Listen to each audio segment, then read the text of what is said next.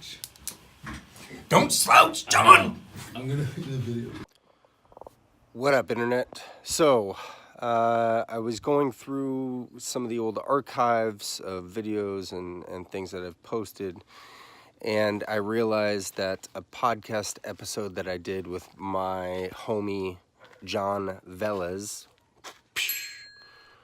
for some reason, didn't work. I don't know. I missed something in the process. That's what happens when you're a one-man band sometimes, but I found the full podcast interview. Jon is a writer for the ABC. Well, he's a writer in general, but his current gig is for ABC's Fresh Off the Boat. So we dug into some really great insight in terms of the writing process and his process versus my process and things like that. So I think there's some really good nuggets of information for you all out there. And so I found the clip. I'm going to run it just in its raw form of the video and audio that I took from my phone. I don't know what happened to the other pieces of it, but enjoy. Welcome back, ladies and gentlemen. You're listening to RynoRyder's podcast, The Word. This is a show that fights to tear down that alluring Hollywood curtain and expose it for the pestilent beast that it is. This is show number 13, lucky number 13.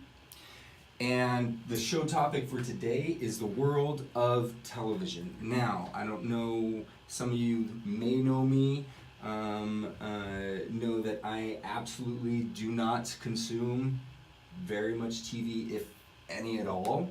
I strictly stay with what I know, which is feature films. So, in knowing that about myself, I asked a dear, dear friend of mine who is an expert in that field, at least according to me, to come in and be on the show. Jon Veles. Hello all. Jon, happy to be here. What's up, man? Nothing much. Same old. Heading back to work in a couple of days, so this podcast couldn't have come at a better time. Perfect timing. It's great. Get to sit down with an old buddy and chat about the biz. Jon and I have known each other for a long time, 5-something years at least. Yeah. Jon and I used to work together at a bar. We were both writers, and we Jon, instantly had that stigma of like, are you a writer? Are you somebody who's a writer? Yes. Yeah. What kind of writer are you? Are you kind of So we kind of hit it off right away, just giving each other shit back and forth. So. We also have a very good. Jon has a very good sense of humor and very dry, witty. Like, yes. His name is like Asian Jon in my cell phone. Yes. And it shall remain forever. Hopefully. So you're talking about going back to work. Why don't you tell the people? I know what you do, but why don't you tell the people what you do for them? Right now I am currently working on a show called Fresh Off the Boat for ABC. Again, like Ryan was saying, some of you may have heard of it, some of you may not. It doesn't matter really. No. There is so much content out there that for someone to find your show and then watch it and then continue to watch it is almost an impossible task these days. So the fact that I have a job and I get to do it for network television just to learn how that system works is an incredible experience. So I'm happy to go back to work soon. Yeah, and like major bragging rights too. Major bragging rights. Yeah. Paid television writer, very very tough task. And how long have you been on the show? This is my second season, but it'll be my third year of actual network television writing. And you got to direct one of the episodes this year? Got to write one with my writing partner. We get individual directors per episode, so we got to write an episode. Next season you'll direct one. Well, we'll see. We'll see. Oh my god, I just started sweating. I should be your manager. Yes, you will direct next. Yes, absolutely. That's the goal. So, all right, let's get into the topic. Sure. So, like I said, I'm not an expert, but I'm not unaware of the fact that TV is huge, or episodic stories told through a visual medium is really huge. They're seeing a lot more talented writers. You're seeing more talented directors on some of the streamings. It's really it's really starting to like meld and blend. Absolutely. So not totally like Abby. I say not an expert because like Abby is like she only watches TV, right? Gotcha. And so she knows like why that actor was on this show that got canceled. Oh yeah. Like she kind of knows how I like know with the movies. So how did you and you have a writing partner you mentioned before? Absolutely, yeah. I wanted to talk about. Well, let's talk about it right now. What is that? Let's just talk about writing first. Start off. Sure. I've never. I can't write. I don't think I could work with somebody else. Like in terms of writing, my process is so out there and very like in tune. So singular in a sense. Yeah. Yes. So. How did you get to have a writing partner in the first place? And B, what's that process like for you? Well, I'll do a quick backstory. I'm originally from Hawaii. I'm definitely the black sheep of the family, so I wanted to get out of Hawaii right away. In doing so, I didn't know how to as far as the creative arts. Luckily, and this is so weird. No, the fact that you write for Fresh Off the Boat is the best thing ever. This is so odd. I mean, that show mirrors my life so well. But the odd thing is that I got into dancing first. So I was dancing on a cruise ship, and then my writing partner I met now I think 11 years ago, 12 years ago, and he was a singer. And the same thing with like you and I, Ryan. We were like, oh, I'm a writer. I want to be a writer as well. We both were like in ridiculous outfits, and we're like, this isn't a real thing. Anyway, it was a real thing. We moved out to California together, and then we started writing right off the bat. So kind of like you were saying, it is difficult because you do have to bounce off of each other, and you have to kind of allow someone else's vision to enter your world. But you guys have a core. Great core, yeah. And that, so in bleeding into that, writing partnership, just like writing for TV, it's very collaborative, especially in the comedy rooms. It's a giant room. It's almost like a large dinner party, and you just bounce ideas off each other. So it's a very collaborative medium. Yeah, very different from feature writing, I'm assuming, which is just you crank that script and you send it off. Like, so. I mean, yeah. What's your process? Let's go like outlining. You know what I mean? Get an idea for a story. Whatever. So imagine like a giant conference room. You have about anywhere from 5 to 15 writers sitting around, and you just basically break a story. What story do you want to tell? So someone will just throw out like, oh, what if the kids, get into this kind of trouble or that trouble? And that bleeds into another topic, into another subject. So you just basically break out your initial story. You get an A, B, and C story. The A is the biggest, B is the medium, C is just a runner for fun. Yeah. You just break out all those stories, and then from that, they assign one person, or like my partner and I, they assign Who's they? Like the upper level, producer level writers, all those. The higher ups, they'll assign. The guys that have parking spots outside with their names on it. Beautiful spots, close to the thing. They're not sweating when they walk in. Running halfway across the lot just to go to the bathroom. Mm-hmm. Those folks, those wonderful rich folks, they'll assign you the episode, and when they do, you and your partner or you yourself will take the lead on that episode, and you'll start beating out the episode as it goes. Mm-hmm. So like Ryan was saying, like you, I don't know if you all know what a beat sheet is, but he basically breaks down all the beats for episode, and then you crank it out, and then you take the head on that, and then you'll be sent off to write a script, and then you bring the script back. We'll edit it again as a group, and then we'll send it to the studio network. What's your like personal like process of writing? I had you seen that? Yes. Yeah. So I hit the writer of that. I did a show with him like last week, and super fascinating because like where I like yes. and like 50-page treatment, and then before I even I hate to sit down and even write the screenplay. Yeah. He's completely different. He'll crank out the screenplay. No, he'll outline, gotcha. kind of give the story, but then he'll like do scenes and then kind of start to like piece build together. Around. Gotcha. Yeah. I'm kind of the same way. I like to, well, one, I think because I mean we're both in the bartending world, and it does work very well if you have ADHD or AD, whatever you want to call it, because we're always bouncing around. So I'll do the same thing when I'm writing.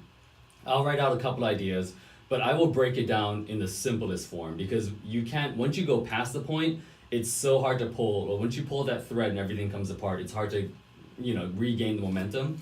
So I will start from the very basic idea, like what's the character's drives, like the motives. I'll go all into the world and why the characters are doing what they're doing before cranking out any scenes or before even thinking about where the plot's gonna go. Yeah. I want to know the nugget of why are we doing this, why am I telling this story, and who's it for, essentially. So I like to break it down as far as the science behind a good story. I think is the way I like to look at it. Yeah. Like why would, I'm asking someone to spend an hour and a half, or half an hour for television to spend this time with me, so I want to give them a great story. Is what, That's interesting, and I'm like, as you're saying that, I was like really thinking. Weirdly, I mean, if I'm being very honest, I don't think that's why I write or tell stories. It's the only thing I'm fucking great at. Yeah. Like in the entire world, it's a very, very like it's a very small thing. There's one thing. I'm literally the worst person in the entire world. However, I'm like one of the greatest like film storytellers. Like I will go down in fucking history. Yes. So Ryan is very humble, by the way. But it's those two. But I'm also absolutely a piece of shit with everything. Single, like I'm the worst husband, I'm the worst father, I'm the worst, friend, I'm the worst, everything. This is not true, folks. Pretty good cook, Yeah. But like I don't know. I mean, I guess like it's not. Why am I telling these stories? It's I have to.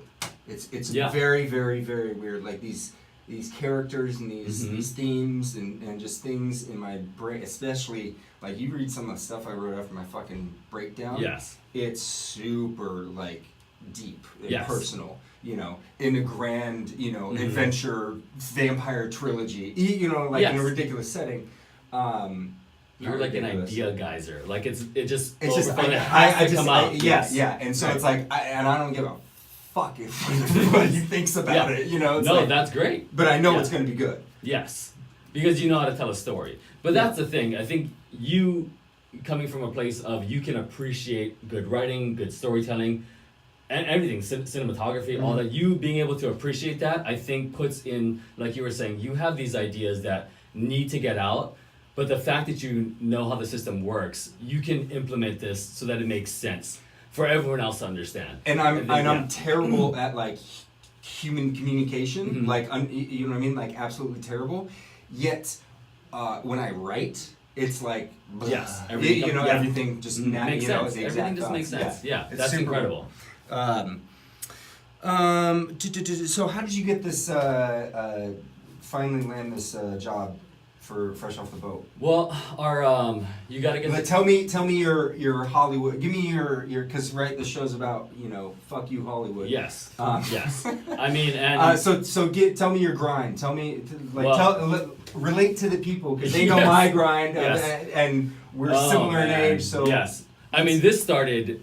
I mean, if you want to start all the way back in Hawaii, I had just like Ryan was saying, I had the ideas, but I didn't really know the medium too well. So I was trying to find a way off the island, and I had no idea how to. Luckily, I met now my ex 4 times removed. She was a dancer and helped me kind of just express myself through dance. Luckily, that led me to Hollywood. But by the way, just interject real quick. Jon and I one day are going to have a dance. Dance battle. I need 1 month of hardcore training, like Dancing with the Stars hardcore training. And then we're going to have a dance battle. Yeah, when our backs and knees are terrible at that point, we'll suffer through it. No, but I mean it's all what you're saying. It's almost that thing of my writing partner like to say it's the physics of it all, where it's an unstoppable force, which I hope the creator is versus Hollywood, which is the immovable object. Yeah. And physics-wise, if you just keep pushing, something is gonna give. Either you're gonna fall over because it's an immovable object, or you're gonna be an unstoppable force. You're gonna break the wall down. That's a great analogy. I've never heard that before. Yeah, That's really that's good. it. So Yeah. it just the people, because then as Ryan knows as well, the people that don't make it are the people that give up or have had enough or whatever else it is, and that's your stoppable force stopped. Yeah. So you can't. Or they basically- killed themselves. Or they killed themselves. Yeah. 'Cause that's also a big possibility. Yeah.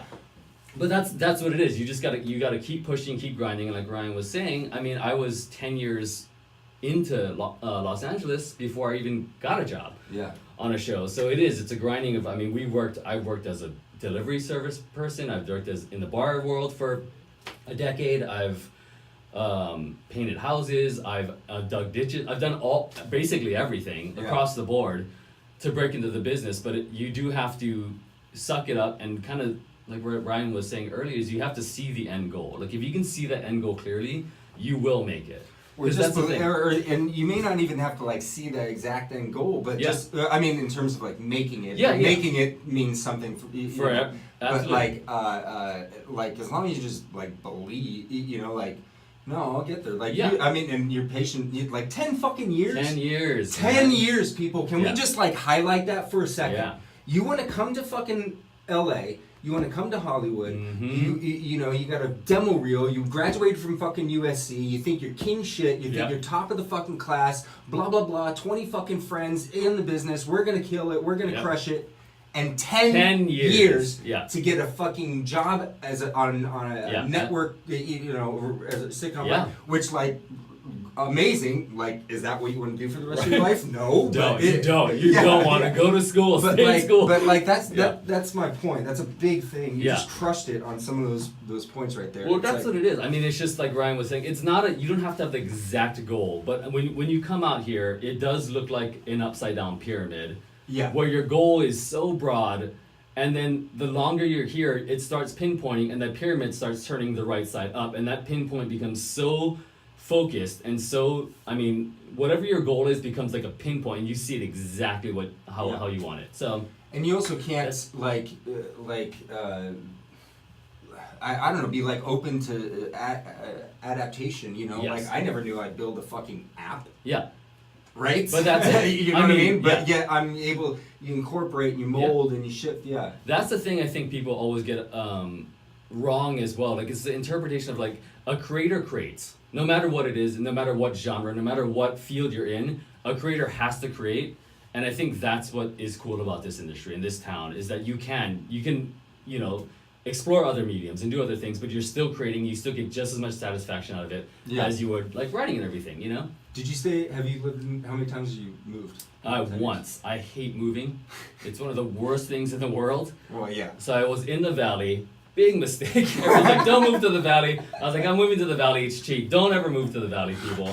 It is awful. I like the valley now. Once you live in LA, then you can You go see the outside. space, yeah. yeah. But So now you live in. Hollywood, and I've Yeah. lived there for now 10 years. Love it. One move, love it. I love Hollywood. Love It's it. my favorite part of the city, next to where I live. Yes. You know what I mean? It's a Just the right amount of crazies, you know, you got everything there, so it's the best. But Yeah. yeah, no, I mean, it was a struggle, 10 years, but through that, you do learn how to, I mean, you get stories, you get experience, and all these things you add to the room. So now that we're working in the room, if I didn't have these life experiences, I came out of being a 22-year-old with just this huge ego and, you know, whatever Yeah. else, I would have no experiences or no actual, you know, Yeah. thing to No, anything nothing back to it up. fucking put it in, yeah. Exactly. So it was all worth it. Shit, I forgot what I was gonna. No, I had something. Okay, I'll move on. We were talking about Hollywood and fucking writing. Breaking in 10 years. You know, it's a I don't know. struggle. I don't know. It'll come back to me. Okay. How does, because you've written feature film. Yeah. You know, you've written Mhm. screen. There was something along the lines of that. Oh! Got it. There Yes. you go, brain. Yes. Bringing it back. It's Monday, folks. Or is it Tuesday? This is No, how it's bad it Monday, is. yeah. Shit. Now. Sorry. Feature film.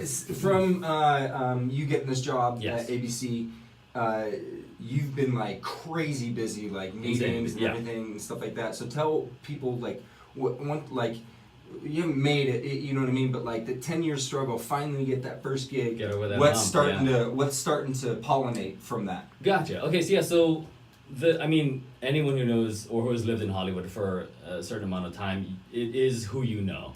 Like Ryan knows, it's a terrible ass backwards business in that nobody wants you until everybody wants you, and when everybody wants you, it's just an overflow of just. So 100% true. It's insane. And it sucks. It sucks. You're nobody. That's why I'm gonna destroy Hollywood. There we go. And we'll yes. build it. Get ready we'll for these build it outsources. Yes, yeah. exactly. But that's what it is. I mean, you have to integrate yourself in the world somehow.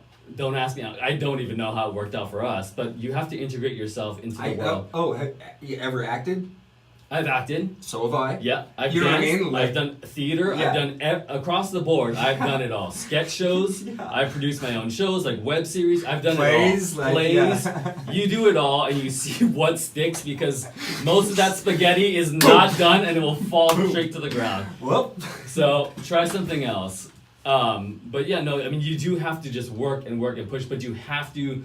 You can't be someone who's just gonna sit in their room and just crank out great ideas. Because then you have to meet people. You have to get out there. Yeah. Or, like what Ryan does, he creates his own content, has his own production company. You do that route, and you get your stuff out there yourself.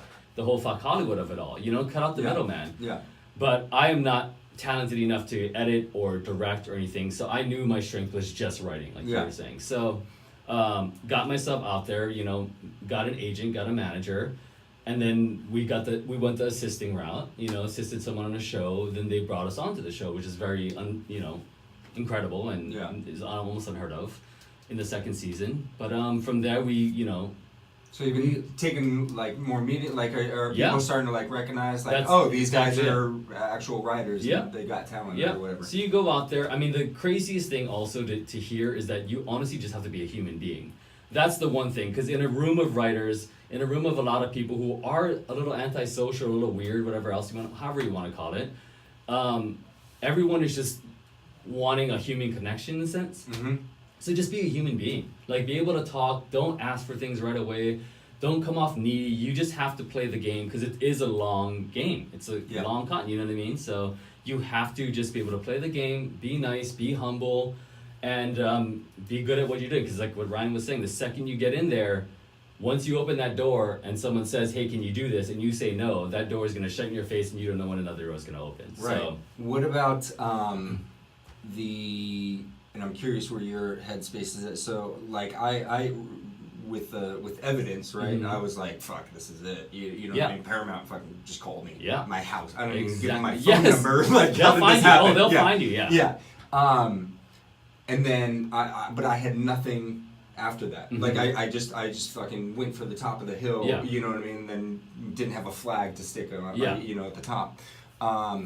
Have you thought in your writing partner thought about that, or like you know, absolutely. like shit? We really need to take advantage of this and have have almost like because I have like my entire like career actually all mapped out. Yes, yeah, like, I've seen it. So so do you have like a similar Absolutely. thing? It's the whole like Dan Fogelman of it all. You know what I mean? The guy, had 10 years worth of material, and the second someone called, all of a sudden everyone's like, where'd this guy come from? But he's been doing it forever. He's just been doubling down on the work. That's why the writing partnership, you do split a salary, but it does work out because we double down on ourselves, we double down on the work. Mm-hmm. I mean, Ryan knows because we've been through this a lot. I mean, you close the bar at 3 a.m., you get up at 6 or 7 a.m., and you just start writing, and then go back to the bar right after. I mean, you just double down on the work. You have to keep pushing. You have to put in the time. You have to put in the work because, I mean, what are we doing in that? There's so many excuses. There's so many excuses. Story I've said on here before, but I'll share it again because it's in the topic. Right, so people were calling me left and right for evidence and stuff like that, and 3 Arts, like big, massive, one of the Big top, time. like that's like a CAA type calling you, where you're like, fuck. Go and meet with him. He had seen the movie already. He had, went to a screening of it, whatever. And he was like, "What else you got?"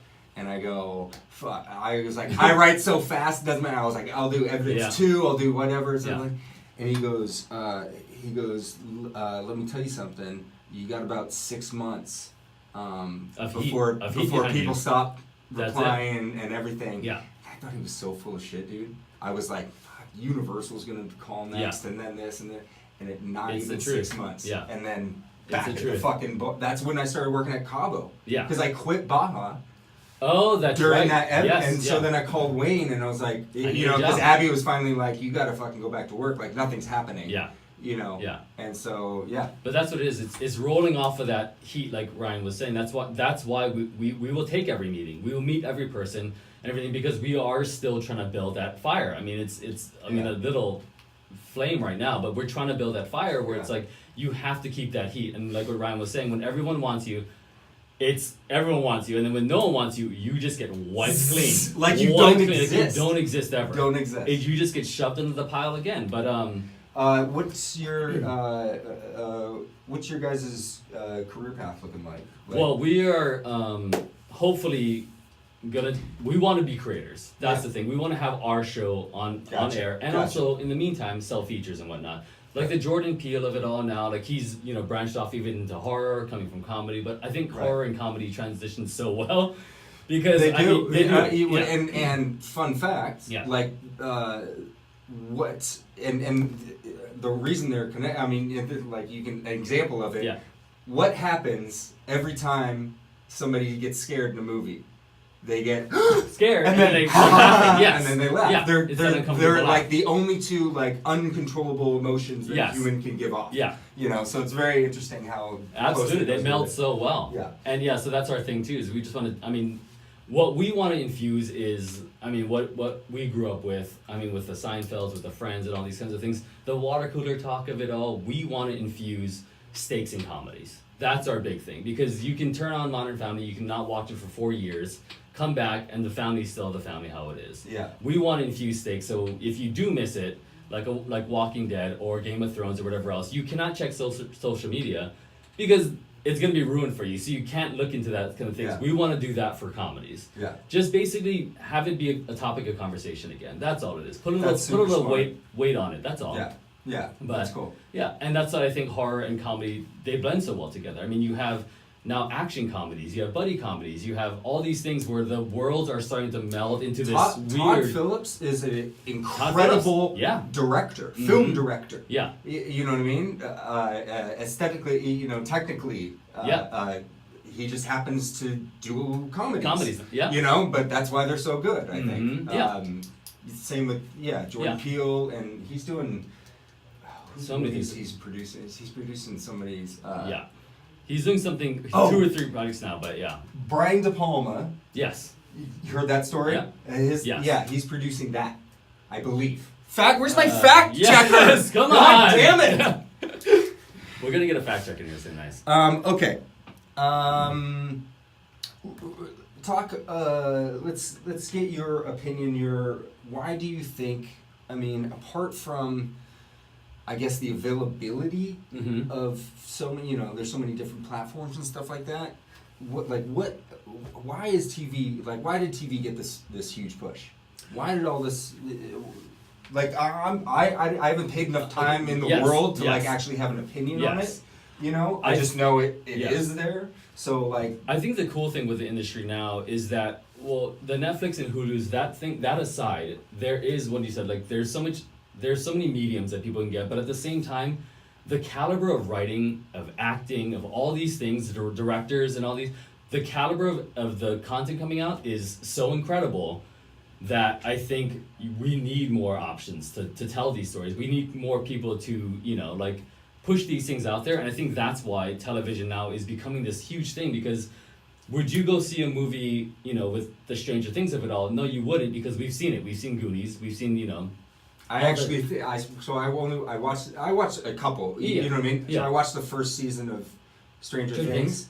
The last episode is incredible. Yeah. And the whole time I was like, why didn't they just take this and just make it into a really great movie? Yeah. But I think that's the thing.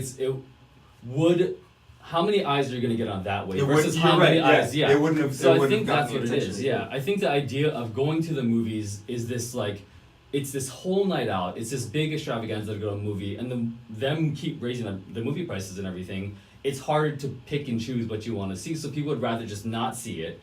Whereas like you pay $7.99 a month and you can get whatever you want, which is Do you think it's over fucking populated right now? Abby and I were going through There's Netflix hundreds. last night, and I was like, there are so many You shows take a I've month never off. even heard of. Yes, you take a month off and you are now backlogged way past, any kind of, comeback. But I think, that's what it is. If you look at Netflix, Hulu, all these streaming services where you can binge something, binge basically means we made a 10-hour movie. Instead of making an hour-and-a-half movie, we made a 10-hour movie for you. And I think that's why people are like, if that whole idea like we grew up with, you want to give people, you want them wanting more, essentially. How much TV do you watch? I watch a good amount, not that much though. Yeah. I'll need a rec before I watch something. I'm not just gonna dive into something just because Right. the book jacket looks great. Yeah, not gonna. I will. Yeah. I watched fucking Geostorm 2 days ago. Yes.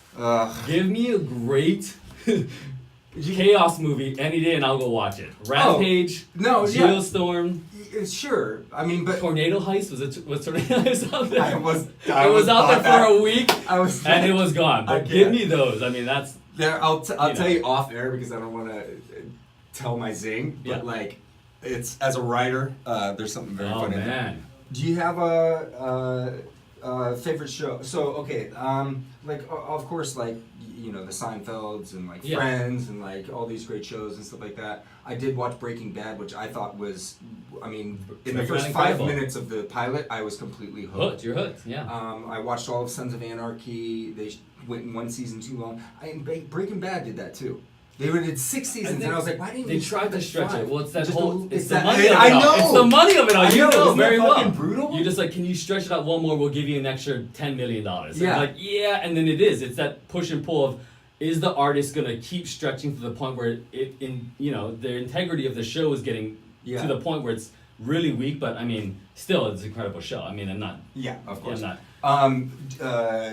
What kind of shows do you watch, or what are some of your favorite shows? I actually watch a lot of dramas. Yeah? Yeah, dramas. I love anything with true crime. Mindhunter, Manhunter, Killing Eve is also an incredible show if you guys haven't seen that one. Anything about true crime, anything that basically delves into humanity, I think I'm all for. Documentaries. Have you watched Handmaid's Tale? Handmaid's Tale is Abby's also a good just one. started watching that. Yeah, that's She's great. and I'm like, is it the greatest show right now? You know what I mean? It's and incredible. she's like, yeah, it's really, really good. Yeah, it's just so relevant right now. I watched the pilot. Yes. So I got the world of it. Yeah. That's all I need. But I watched the pilot, and then Abby watches it and reports back to me. Yes. But I think that's what it is. People want to see, they want to exit their life for a second and dive into another world. So I think that's what it is. But I love comedy. I love Broad City. I love even a light comedy, like dark comedy, which is like Search Party. You watch Black Mirror? Black Mirror is great. So great. Incredible So storytelling. great. I love the anthologies. Incredible. I'll watch. Yeah. Those I end up binging because I can be done with the story in an hour. Exactly, and then not check into worry something about, else. Yeah. That's gonna be just as great as the story. Yeah. Okay, so we talked about the huge rise in popularity. Obviously, streaming services, Netflix, Hulu, all that kind of stuff. They're producing original content now, putting a bunch of money into the industry, which is good for everyone. Yeah, they're snagging everybody, right? Yeah. What happens to the networks? Well, I think that's the thing, right? Everyone is now trying to, in a world of constant change, everyone is just trying to, stay afloat, essentially. I think. I look at the networks and I see what they're doing just from a pure marketing perspective. Yes. And I'm like, you guys are done. You're already done. You're already finished. Yeah. You're just literally the Titanic is sinking and one by one people are jumping off the boat. Yeah. If anyone was around and saw the whole Blockbuster crash of it all when Netflix came out, that's kind of what it feels like, where you're just like, oh my god, something's happening. How that's a good analogy because it's like we grew up with Blockbuster. We grew up every Friday. Yes, go to the store. And handpick a movie. Yeah. Yeah. And it's the best experience. And actually, I would do this rent the same one 10 weeks in a row. Yes. You get that one movie. You know what I mean? Mm-hmm. Incredible. To go from to when Blockbuster closed its doors. Yes. Like Thanks to to do Netflix, that, to yeah. do that thought process, to Mhm. really like is impossible for somebody who's 20, 3, 24. Yeah. Like there's some young kids in here. Yeah. Like you can't grasp that. No. That was the biggest thing of the time. Yeah. And then all of a sudden it just took the quickest dive and just anyone born in what year? Like, I don't know, 10 years ago or something? 1985. Yeah. It was give the or take biggest thing, 5 and now years. no one would ever remember what Blockbuster is at this point. I mean, Yeah. It's like it's insane. same as like the internet. Yeah. You know what I mean? Type thing. So, I mean, Now they're just scrambling. completely scrambling. Yeah. And They're buying viewership- their own platforms as well. The viewership, like the numbers are insane. I just looked at it like last week because I was like curious. Mhm. Cobra Kai. Yeah. Huge. Killed. Huge. 51 million Yeah. viewers in a week. It beat out Hulu that Yeah. week. It beat out Netflix. Mhm. And I was like, is that a lot of people to watch a TV show? So I'm like, Nielsen ratings, look it up, and top 10 shows, like the top is like 3 million. 10, I Yeah. think. It was, the Voice was on at the time. Yeah. Oh, okay. You know what I mean? Yeah. So it's getting like 10 million, but like, yeah, regular shows like 3 million, 4 Yeah. million. And I was like, Oh yeah. this We is are- like, how can you be the head of CBS programming Yes. and look at these two statistics and not be like, fuck. Yeah. We're that- fucked. Yeah. But that's exactly what it is. I mean, who knew that? I mean, Netflix obviously did, but Fuller House once again started a trend of, hey, let's bring back a show from that, like in the 80s, 90s, that everyone was watching and loved. Let's do that again. And then like Cobra Kai, all these, Roseanne, you've got Murphy Brown coming out. You have all these now nostalgic, Will and Grace. You have all these nostalgic shows because in a world where everyone is exhausted all the time, like who wants to relearn a world or characters? So let's just give them the same thing again. And I think that's the formula. And, you're saying, Cobra Kai. and like Abby's a big Modern Family fan. And I like the Mhm. show. She'll put it on. I'll Yeah. watch.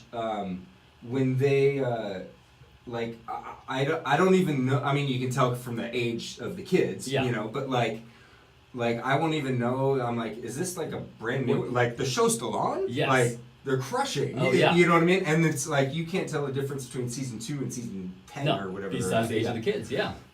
That's the absolute truth. But I mean, I think that's what it is. I mean, everyone is just what is happening, what's gonna happen next. Like, I think that's what it is. I mean, you're in the trenches with everyone else. Where do you see and- because I'm all about the future, right? Yeah. I'm innovation. My Yeah. brain's 20, 30 years down the line. Yeah.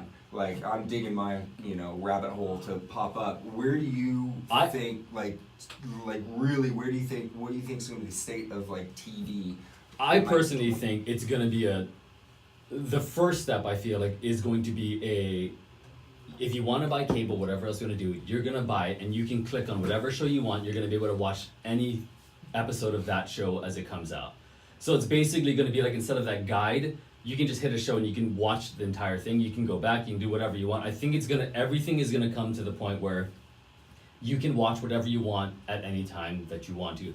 Because when you like think about that, like the Netflix and everything, like you were saying, they have so much content. I mean, it's just a It's crazy. library of just Like if information. you haven't done, like go to Netflix original, go to the search tab, go to Netflix originals, can and just keep start scrolling forever. down. And You Abby can- and I were like, they're not repeating No. anything. It's all new stuff. You can keep scrolling, and I think that's why network television is becoming this thing of, it's going with the dodo because of the fact that you have a certain amount of time per day that's blocked out, and that's all you have. So in the world of Netflix, when you have 40 years worth of material in the same time span, you're gonna go to this place instead of going to here to watch the news, then to watch Jeopardy, then to watch.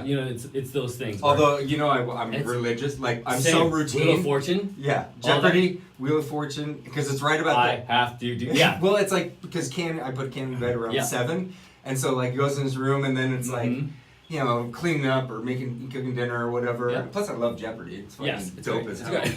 Wheel of Use your Fortune's mind, little. people. I mean, that's just for seeing the wheel spin. What are you gonna win? That's all. That's it just is. to watch It's the colors. That's just, I watch Wheel of Fortune just so I can laugh at the demise of modern American Exactly. citizens. That's exactly what it's for. Sorry, that was a little harsh to people. No, fine. Anybody, shout out to anybody that's ever been on Wheel of Fortune. Yeah, great. You're winning a bunch of money. That's incredible. Sure, yeah, and you get to be on Fun. national TV Yeah. to like 2 million people. But just what you said, you go back because it's that comfort. Same thing with all these shows, Cobra Kai, with all these like old school shows coming back. It's that comfort. You're going to go back because you know it so well. When I watched the trailer for Cobra Kai, right, and I was like, this looks pretty dope. Like, I think they crafted a really good like story. You know what I mean? A way to like, bridge, because that's the really difficult part, right? Yes. So you have the nostalgia. We all get that. And it's coming back a lot. How do you bridge that gap? Take that idea and bring it into this modern society? Exactly. That's exactly. It. Yeah. But they did a great job. There was a lot of people. So Roseanne got canceled, right? Yes. Because she said something terrible. Yeah, and there was like, there was an excuse like, oh, I was on Ambien or, blah, blah, blah, blah, blah. But like, at the end of the day, like, your core is your core. Yeah. You know what I mean? Like, your fingers typed all those things out. Yeah. It was really sad to see because like that show like really was like killing it. I mean, unreal. And unreal. I don't think ABC thought that was gonna. No. Do that well. I mean, it just nobody did. Yeah. Ratings juggernaut. Like everybody like all of a sudden had this opportunity, like a platform again. Sarah Gilbert produced it. She was kind of the steam. She was the steam. Yeah. And like they all got fucked. Yeah. A lot of people lost their jobs from that comment. Right. Fuck. So we're talking about bridging the gap. I get so distracted. We're talking about bridging that gap. How do you do it successfully? Oh, and Roseanne, so there was I heard a lot of like talk about why didn't they like just kill her off or like you know what I mean, continue that train run, but they just acted so fucking swiftly. It was like overnight, literally, that they just like cut it off. Yes. So like we're now I guess we're getting like a little political or in politically Hollywood. Yes. But like where's that response? How does that decision come to, like, who makes that decision? I mean, I get who makes it. The president of the network absolutely does. But it's not his idea. Does he went on Twitter and see it, and is like, fuck, we got to cancel the show? Or is, you know what I mean? It's like, hey, we did a bunch of PR research and we think like people are going to, or we searched Twitter and people are bashing ABC. We can't, can't avoid the bad PR. Yes, I think that's what it is. I mean, not to go into politics at all, I'll just say that like our country now there's a clear divide between sides, and I think what it is like, I'm not saying that Roseanne, John's a hardcore Trump supporter, by the way. Big time. It's big time. ridiculous. You should see what I'm wearing right now. I mean, it's the head to toe. It's the one thing Jon and I completely agree on.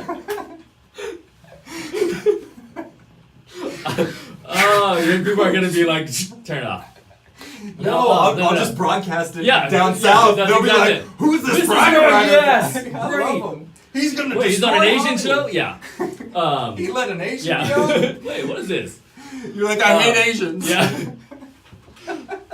we got topic, folks. We got topic. But I think what it is that, I mean, like, I don't want to say, this is going to sound awful, but I don't mean it that way, but it's like a fire or like a cancer, you just cut it out as soon as possible just to get rid of it. Yeah. And I think with ABC's brand and the way the world is now, I don't think waiting would have said just as much as this swift reaction, I think. Was there? So, I mean, it's was there tough. like a thing around like the studio, like a kind of a feeling, or like that? No, but like after it happened, was there like by the water cooler, like holy fuck, like because I forgot Roseanne was on ABC. Yeah, absolutely. So like absolutely. studio's crushing, people are like, oh my god. Oh my god, yeah, they just lost their biggest juggernaut of the next season. Now. Yeah, and I think that is absolutely what it is. And I think now again with that happening, I think they were worried about her saying something or doing something because she is a radicalist. I mean, she has opinions and she has to get them out there. And with Twitter and all these social things now that we have, it's so easy to get your thought out there real quick.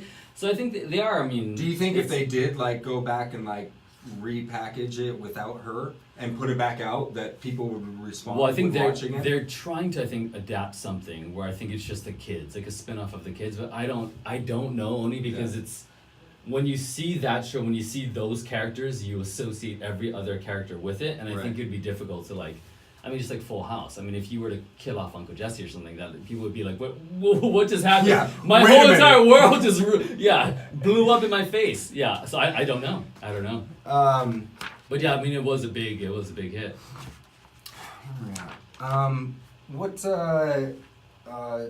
What do you think about like YouTube, like channels, you know, Facebook YouTube stars and all these. show, whatnot. like you know, it's like, so I'm kind of I'm interested because like I've been like in the industry for a long time, and they've been not in the industry but had major success in this, but then like are getting deals from Netflix or getting their own TV shows or something like that.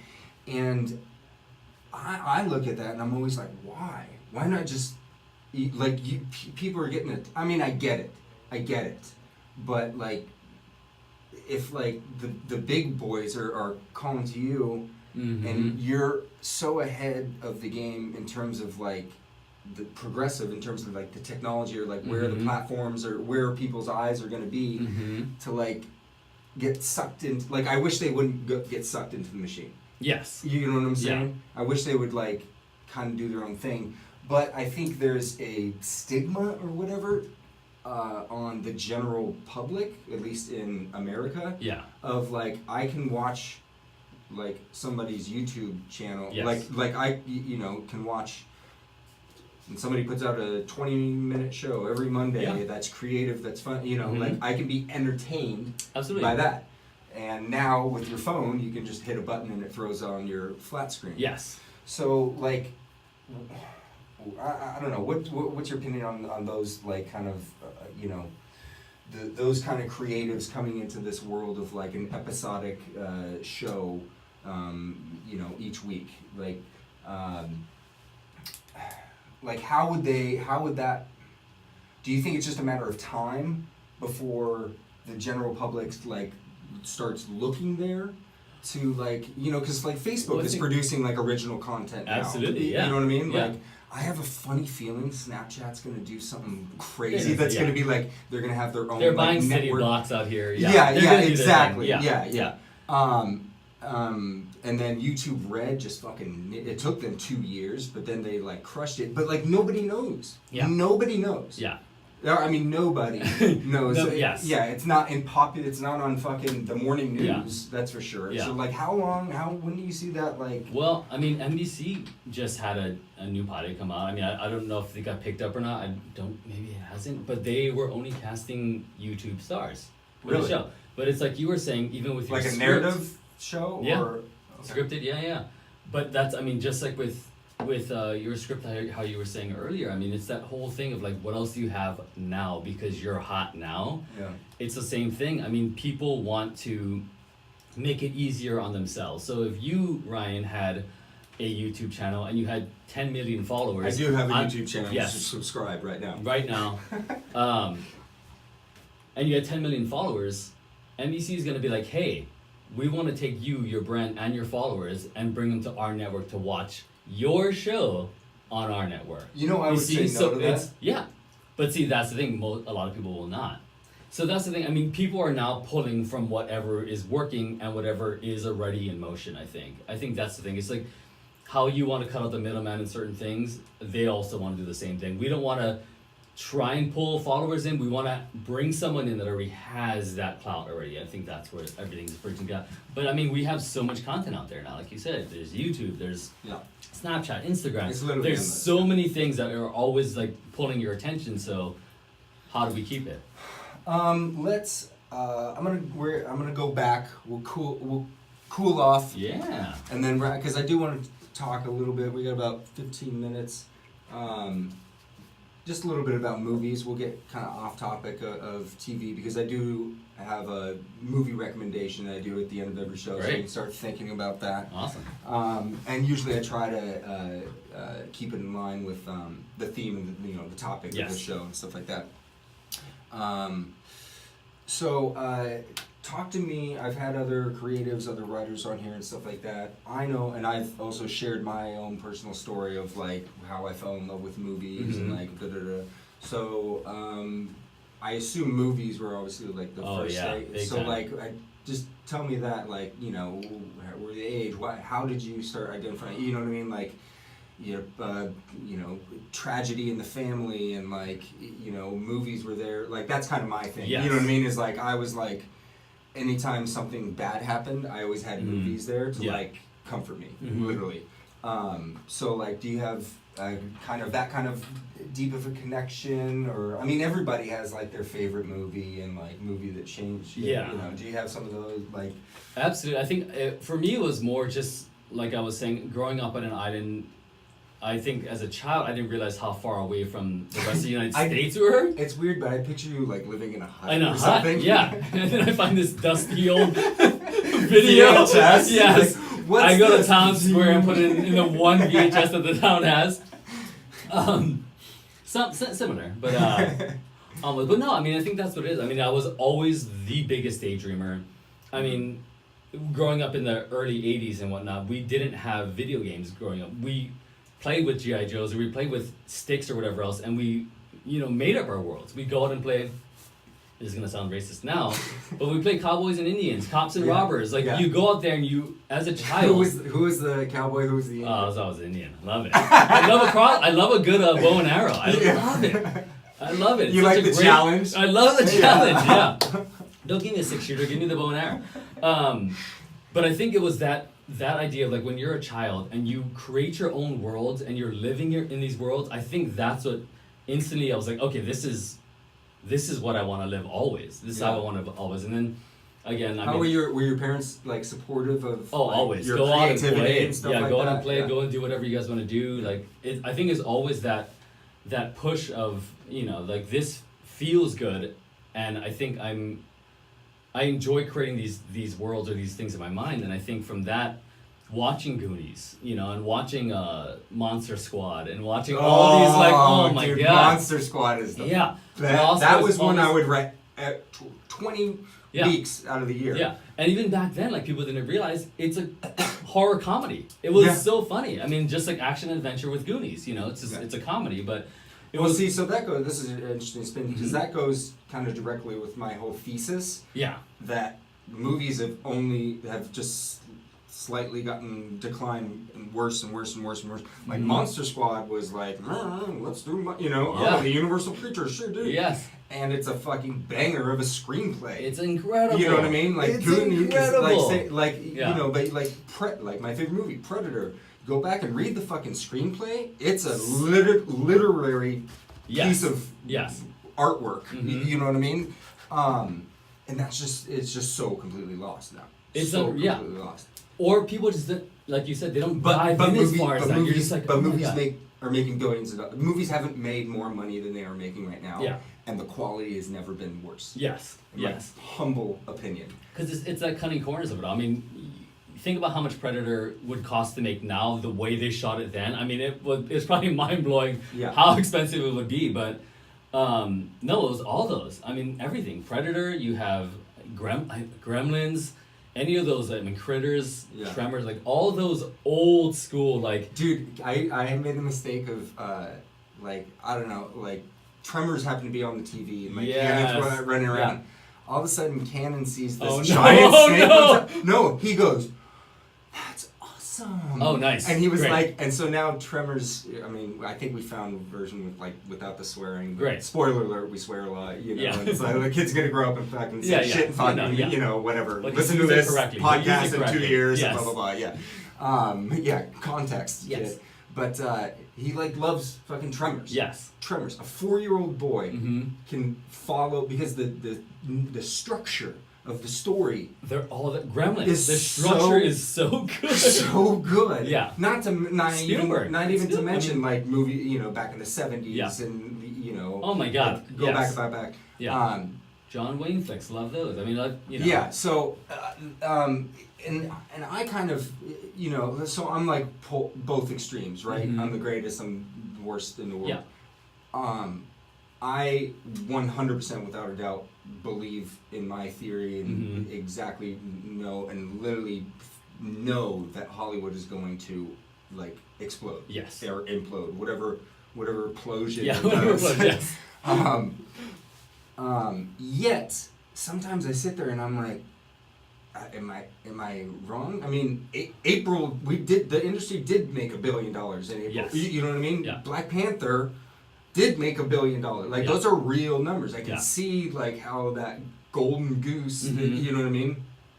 And I'm like, am I wrong?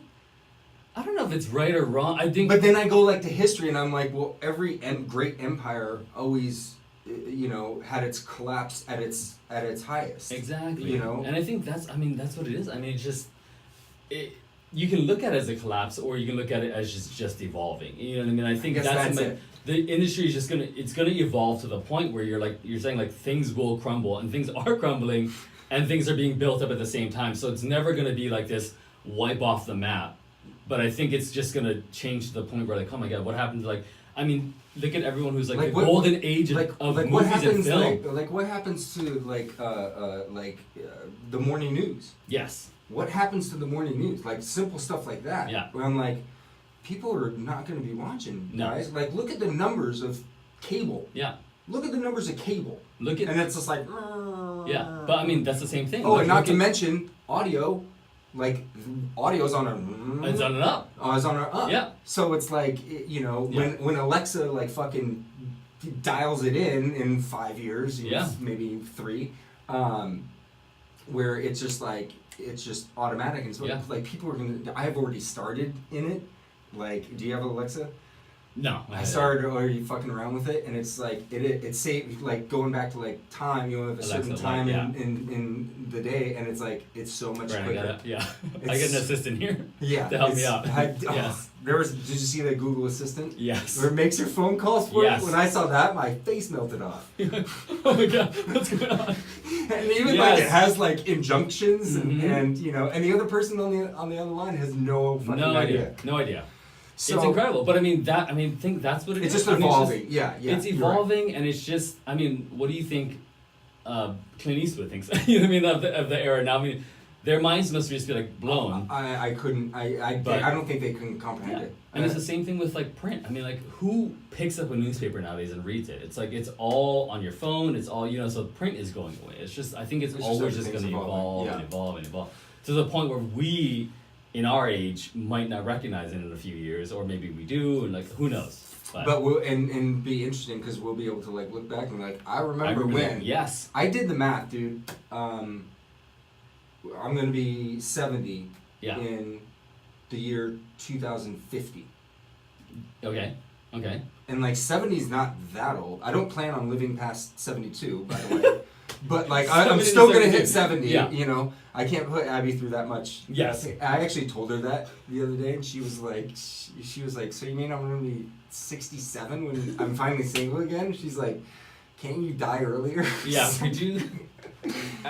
Skew it one way. I was like, I have so much I have to do. I'll try. Yeah. I mean, we'll see if I can fit it in. Yes. But I was like, that's great, and then to like sit and think of the year 2050, like really try to think of like what the world's gonna be like. Yeah. Blew my fucking mind. Yeah. Blew my fucking mind. Yeah. I mean, imagine everyone who grew up with Back to the Future too. They're like, where's my flying car at this point? You're just like, yeah. But who knows where everything else is gonna go? We have no clue. It's like I remember like my parents are older, but like my mom was born in 1944, and then I remember like. When I first found out like what year my grandfather was born, and I was like 1910 or something like that. I was like, what the fuck? And I was like, wait, you knew his dad who was born in 1878? Yeah. I was like, what? Yeah. Like that's crazy. We're like shit outside. We're literally going through a fucking like and the shift. Yes, and the technology in the last 10 years has jumped way past out of control. Us human beings can honestly comprehend. I mean, that's why everyone has ADHD and like is anxious all the time and all these things. Is like this is the quickest anything has ever evolved ever, and we just can't keep. We're trying to keep up and we can't. I think that's what it is. But hey, all right. Love TV, love film. Let's Love the industry. It's the Love greatest. industry. This LA is is the best city everyone in the world. flood the city. Come Love in. people. Yeah. Come. Yeah. Be happy. All It's of your sunny ideas are all the the best. time. There's beaches. There's hot girls. Yeah. There's fancy parties. Yeah. Palm trees. Yeah. It's the best. You'll make it within a month, I guarantee it. Come out here with a dream, you'll make it in a month. So actually, speaking of LA, I'm gonna go to movie recommendation. Yes. So keeping it kind of in within the subject of TV, I'm sure you've seen it. I love it. I'm sure a lot of people have seen it fairly recently. Film called Nightcrawler. Jake Gyllenhaal, Great. written and directed by Dan Gilroy, who I think is phenomenally a really, really great screenwriter. Yes. Again, people like, right? I'm a writer first. Jon's a writer. Like, break down Nightcrawler. The structure of it is so. It's just when you take that much time to like lay out the story, and then paint the picture on top. Yes. You know what I mean? Like, lay out the story. That's the thing, I think, where everything just came together. I think that is the coolest thing, where the writer and the director and the cinematographer, their entire vision, cast, everybody, yeah. everything just came together, and it was incredible. Plus, it's I love LA movies. I'm such a sucker for LA movies. Same. I don't know what it is. Yeah, It's my favorite. LA is my favorite city in the entire world. Like 100%. Bold, yo. Yeah, No, that was good. 100%. No, that's it, yeah. Even though it's the worst city in the entire, it's the worst place on earth, and will be. And I plan on blowing it up and destroying it all. It's still my favorite city. It's still my best. That's exactly it. So yeah, Nightcrawler is my movie recommendation. If you haven't seen it, go out and see it. It's a great play. It's incredible. Yeah. Came out in like 2014. Yes. Yeah. Fact checker. Is that right, fact checker? Yeah. He says yes. You got one? Movie rec. Ooh, right now. Let's see. What's the last like movie that blew you away? Last movie that blew me away. Wow, that's tough. That's tough. What did I just watch? I mean, I just got a few. I got some screeners. Oh, Jon gets screeners. I'm yeah. super fancy. I tried to slip that in without anyone, but Ryan caught it. I get screeners again. You know, I wish I could fucking get screeners. I have to pay the fucking $6 every time to watch it when it comes out on VOD. Your ass is getting free screeners. Free screeners, yeah. And I just use it to even out my coffee table. No, I don't do that. That's so rude. I would never do that. I'm a big fan of all the screeners. I don't know, honestly. The last film I watched that I was completely blown away with, I don't know. But I'll ask you this, have you seen, I have Movie Pass, so I've seen a bunch of flicks. Have you seen A Quiet Place? Yes. What do you think of that? You're the third person to come on this show and talk about that film. Just because of what it, I mean, go ahead. You can I mean, it's incredible. Yeah. Storytelling. Yeah. A. B. It's incredibly innovative. Have you read the screenplay? No, I haven't. I wanted I'll to. fucking send it to you. Yeah. It's 68 pages. I bet. There's pictures in it, and there's 0 lines of dialogue. Yeah. That's about right. That's. I mean, I was like, that's fucking innovation. That's creativity. That's amazing. That's like completely breaking the rules. Yes. But because you understand them so much, like you're able to do that. So you just dive into the world, you get lost. And I mean, you saw it in theater. Well, yeah. Yeah, absolutely. Abby. So I see like 2 movies in theaters a year. That was one Abby and I went and saw it, and like that experience alone. Yeah. Like being in the theater, and it's fucking quiet. Yes. It was insanely quiet, which is like you almost check yourself to remember where you are at the moment, or why you're sitting there. Yes. Why am I sitting? And then also remembering to breathe, because you're just like, there's certain moments where like it's so intense where you're just like, oh crap, I gotta breathe. I totally forgot. I was like so into the movie. Right. Yeah. Because you're like you don't want to make a sound. No. And then But great flick. That's it. Dude, this is great. So much fun. Jonathan Veles. I don't think I've Veles. Yeah. Okay. I was driving this morning to here, and I was like, I don't think I've ever said his last name out loud. Yeah. I don't wonder if I'm pronouncing it correctly.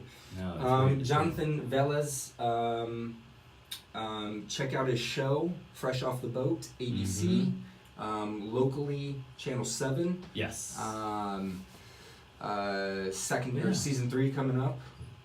This will be my You second start on it this season, week? but we'll be in our 5th season. We'll hit syndication. Wow. Fun, yeah. That's awesome. Yeah. That's cool. It's a blast. So thanks for coming in and doing this. I Dude, this is appreciate such a it. blast. You're the Thanks for having greatest. In the meantime, people, go out there and write your fucking movie. Yep. Ryder Do it. out.